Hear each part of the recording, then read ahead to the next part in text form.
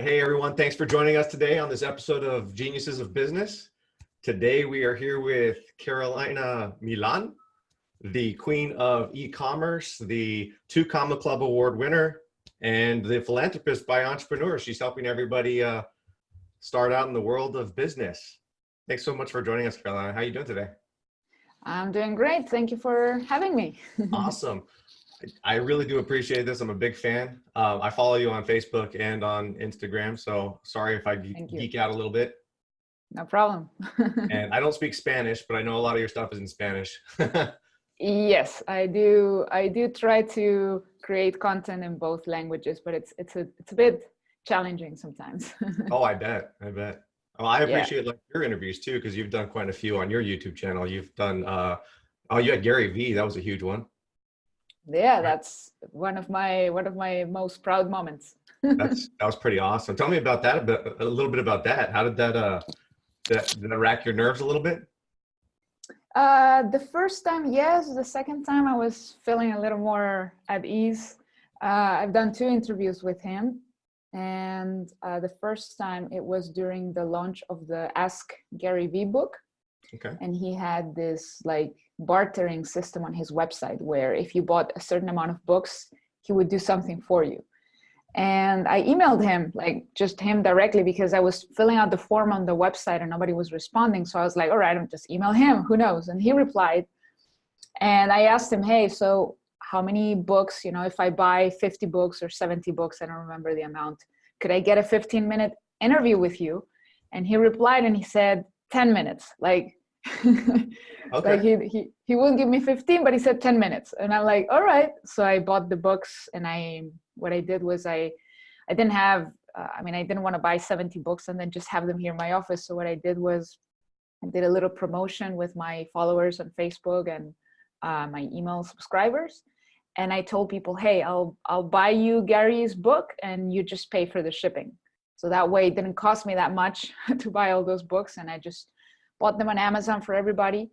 And we did the interview via Skype. I think this was March 2016, so a while ago. And awesome. And then the second time around was for the next book, Crushing It. So that was last year, 2018. And for that one, I had met him a few times. He kind of knew who I was. So I just talked to his assistant, and this time he didn't ask me to buy anything. He did it out of goodwill. Oh, very cool. Very cool. So Yeah. You just had a birthday. Happy birthday, by the way, belated. Thank you. And I understand you got married recently too. Congratulations. Thank you. Yeah, it was, we just, November, it was two years ago in November. So oh, okay. 2017. Wow. Time flies. It feels like it was recently. I think I remember seeing it on post. Yeah. Awesome. Well, so if you don't mind, I kind of want to jump into some like helpful stuff for future entrepreneurs, because that's kind of what this channel is about. Just like if you can give any kind of piece of advice to like people just starting out, what would be like the one gold nugget that you would offer someone? Mm-hmm, definitely. So, well, learning a little bit from some mistakes that I made when I was starting out. The first thing was trying to figure everything out on my own. Right. So that was one mistake I made that I think people starting out. Yeah. Yeah. Oh, I know. A lot of people try that because there is a lot of information out there. Like, you tend to think, well, I can look this up on YouTube. Like there's so much information, but when it comes to specialized knowledge, it's a little bit harder to find for free just sitting there on YouTube. And even if you find it, implementing it blindly, right, without somebody holding your hand or somebody guiding you is a whole different thing. So sometimes trying to save money ends up costing you time and even more money. So yes, if somebody's starting out and they can afford to go to a workshop or buy an online course from somebody or hire a mentor, if you can invest in that, that's probably the best investment you could make in yourself. Oh, by far. Yeah. Yes. So just find somebody in the same industry that you want to be in. Find somebody who, has achieved what you want to achieve. And it doesn't have to be the most successful person in the industry, because then of course it's going to be harder to afford them. Right. But just find somebody who is a few steps ahead of you. They don't have to be the ultimate expert, but they have to be a few steps ahead of you where you want to be, and figure out if you can buy some of their time, pick their brains. Yeah. And that's something that turned out to be really helpful for me after I had already lost a couple of years trying to do it on my own. Oh yeah. It's pretty good. So you lost a couple of years. Like, let me know about that. What was the biggest hurdle? What was the biggest obstacle you had to face during those years? Well, this was a long time ago. I was fresh at my first job, so 2008, really long time ago. And I was at my job. I was working in human resources. I went to university. I studied what we call here in Chile the business engineering, which doesn't really exist in other countries. You could call it business administration, but over here they teach us a little more from the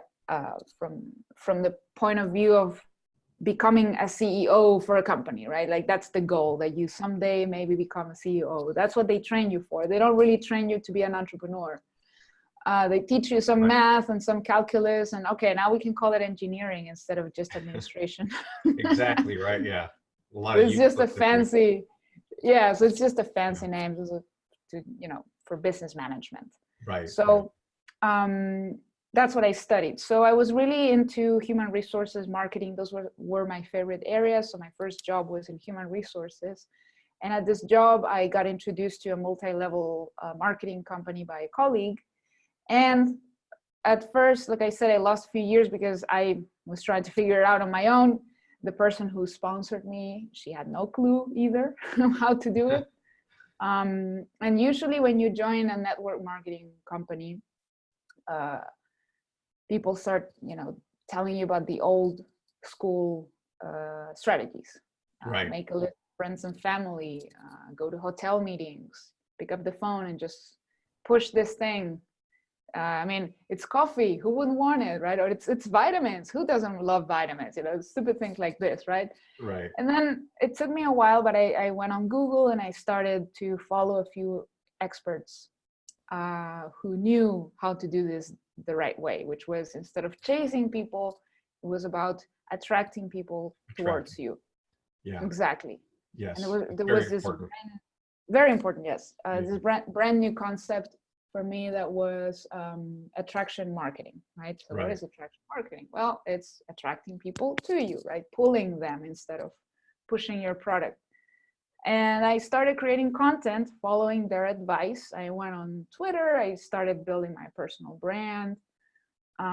All of this while I was at my job. So I guess another advice I can give people is you don't have to quit your job to start a business unless you are really sure, but it's not necessary. You can do this part-time.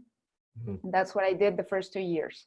Oh, cool. But I didn't really get the results I wanted, but at least it opened the door for me to get to know this entire world of digital marketing that I had no idea existed. And I think it was mid 2010, I was able to quit my job. I started doing some social media consulting and management for some local clients.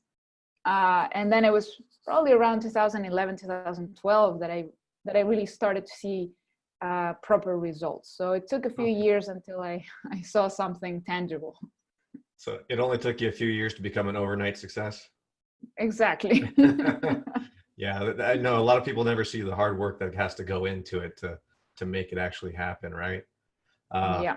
There's a lot of work. So you have the 2 Comma Club award too. Now, what did you? I don't know what you actually got that award for. What type of funnel was it that you had $1 million go through a funnel? What was that? The MLM business? Yes, it was a business where I was an affiliate for this company. Okay. And the company is not open anymore. They had to close. They got sued by the FTC. They made some mistakes in their marketing. Yeah, it was a big drama a couple of years ago. Was that the Aspire one? I think that was the one, right? No, maybe not. I know one of them now. I think. Sorry, go ahead. It was a different company. Okay. But I was an affiliate with them for a few years. I loved what they did and everything. They just made a few mistakes, pissed a few people off. and that's how the FTC operates. So they just shut them down. They're Yeah. still, I think they're still trying to sell the case. Right. But while I was an affiliate there, I made a little over $1 million in commissions, and that's how I got the Two Comma Club. But it took me a few years too. It's also not a overnight thing. Oh my God, I placed an ad and I made $1 million. No, it took me a few years to get the Two Comma Club. But yes. There is no magic. Yeah. Yeah. So I'm very proud of that too. Anyway. Awesome. No, that's super cool. I messed up earlier when I said e-com. I meant MLM. I don't think you've ever done e-commerce, have you? Not quite. Yeah, sorry. That was I mean, part. not e-com like, Shopify, this kind of stuff. I have a few friends that are experts at this. So every now and again, I invite them over to do webinars. One of my friends is making like millions of dollars with e-commerce. So I told him, hey, give me a hand. Like I would love to explore it, but no, I'm not an e-commerce expert. Not a full-time one, right? Yeah. Yeah, for sure. No, I mean, I've dabbled a little bit in e-com. It's very lucrative, but it's also a lot of fulfillment orders and handling inventory. That's tough. It's a lot of extra work. I like the information products and the digital marketing for me. That's more what I do. Yes. Yeah. Information products, affiliate marketing, coaching, mentoring, speaking. Yeah. So do you have a good coaching program, right? Do you sell that through your webinars and like have a mastermind? How does that work?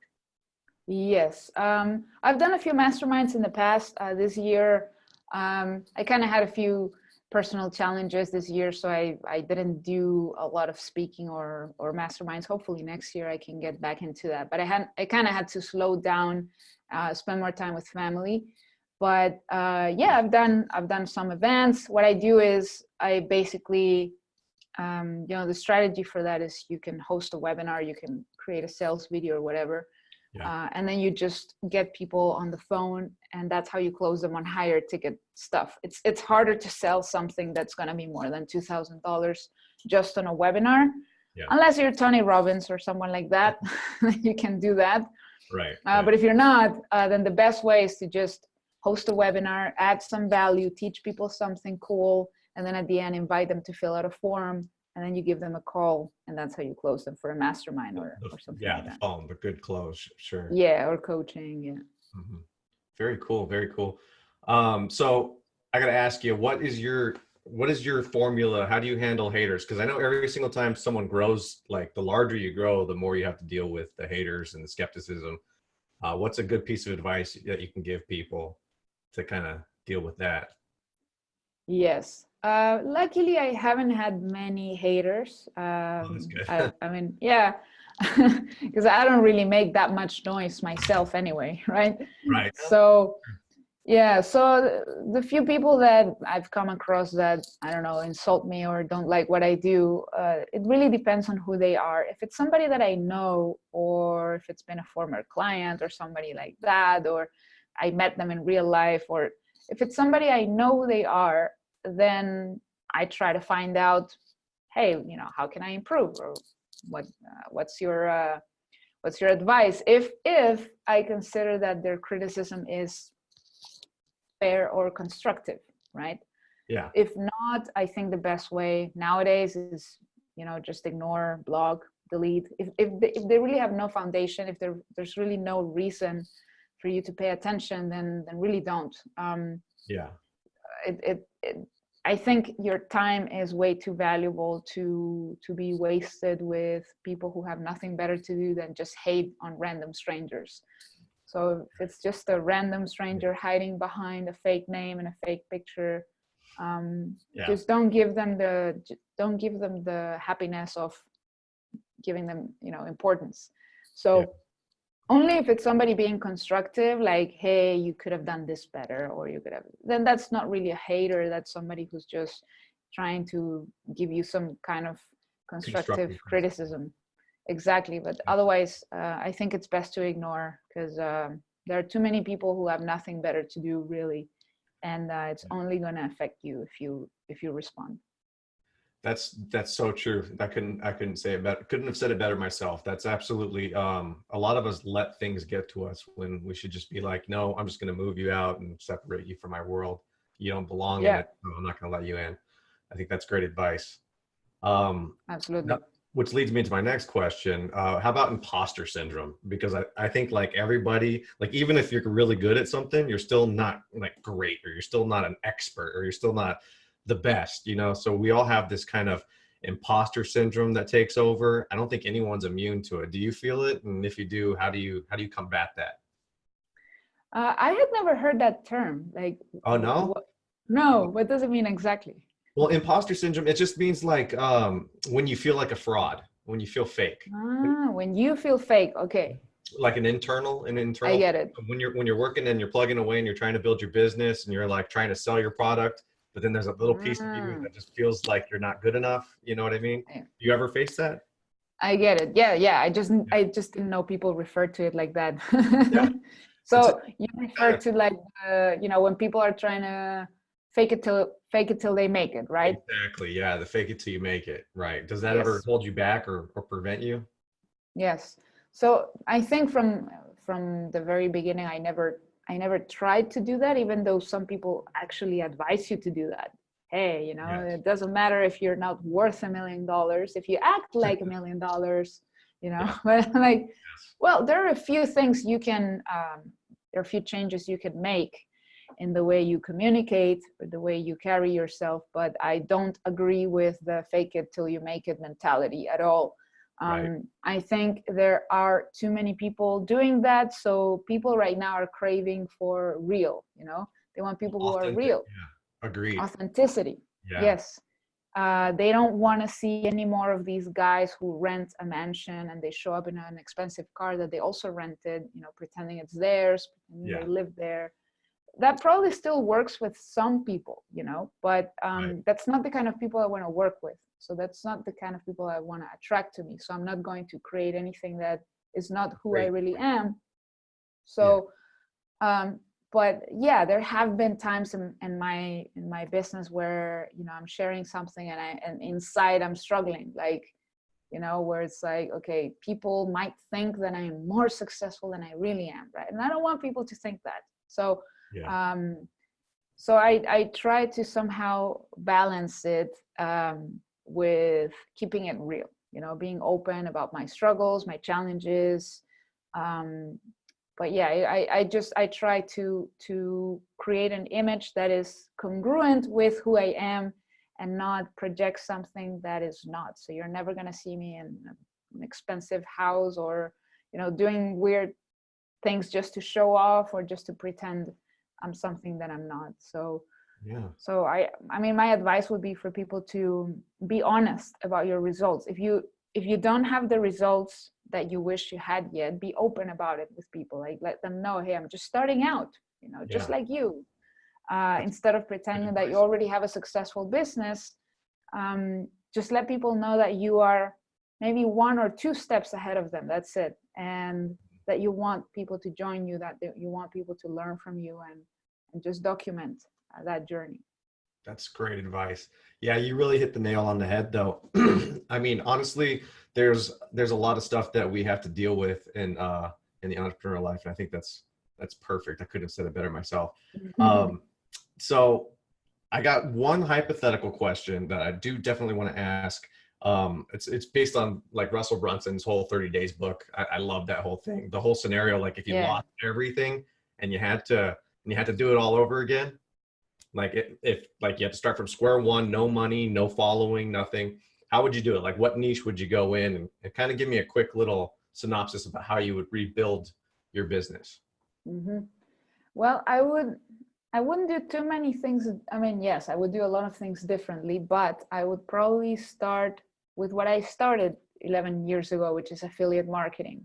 Because the positive thing of that is that um, you can take something that somebody else created, and you don't have to do any of the fulfillment. You don't have to do, the customer service. Let the You other don't guy have to do worry any about of that.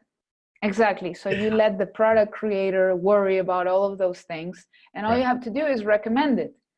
Right. So that saves you time, it saves you money. And since I would still have my knowledge, what I know about marketing, right?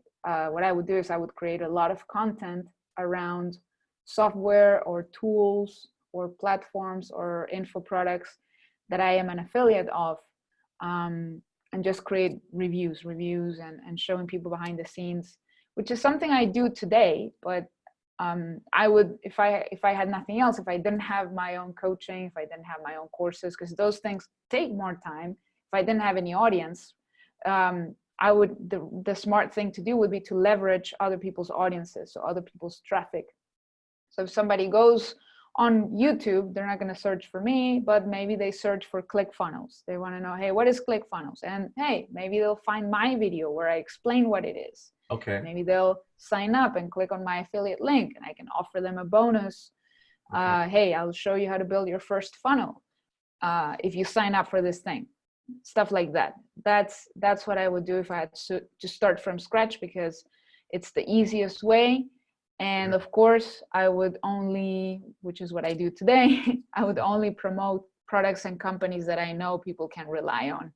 I don't want to have another business shut down by the FTC. So. Great advice. Great advice. Yeah, exactly. And that's funny that you say that, because that's actually how I met you. That's how I found you, was when I was looking at a YouTube video on trying to understand ClickFunnels. There you go. Yeah, exactly. So I'm a fan for life.